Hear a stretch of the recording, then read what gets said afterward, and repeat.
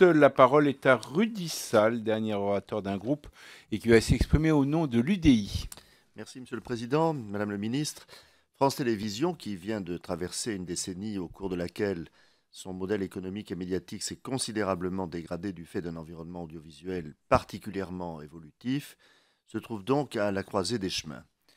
La concurrence d'un univers médiatique mondialisé et fragmenté, l'érosion de son audience, la tension budgétaire qui pèse sur son financement, son organisation managériale sont autant de défis dont dépendent à terme sa place dans l'audiovisuel public et sans doute sa capacité à assurer sa mission de service public.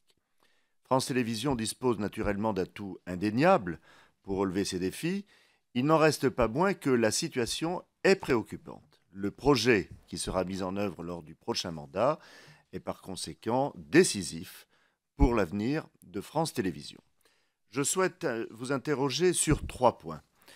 Les mutations profondes de l'environnement créent des défis majeurs pour France Télévisions, notamment en matière de transition numérique et de diversification des formats, alors même que le soutien financier de l'État ne pourra pas être plus important.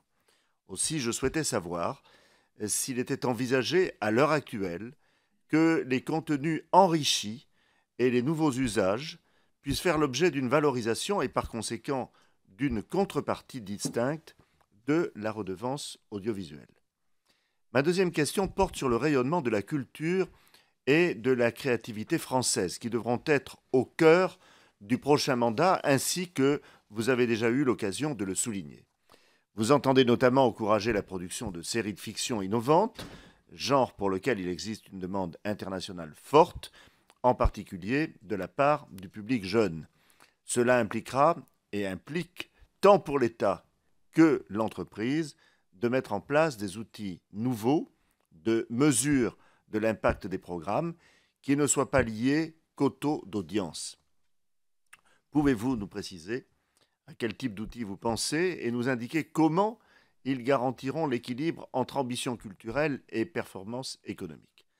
Enfin, ma troisième interrogation a trait au CSA, dans le prolongement d'ailleurs de ce qu'a exprimé tout à l'heure mon collègue Christian Kert. Depuis sa nomination à la tête de cet organisme de régulation, son président fait l'objet d'un certain nombre de critiques, notamment une conception du pouvoir très centralisatrice. On relève que près de 8 personnes lui sont directement attachées, semblables à un cabinet ministériel, du jamais vu dans l'institution.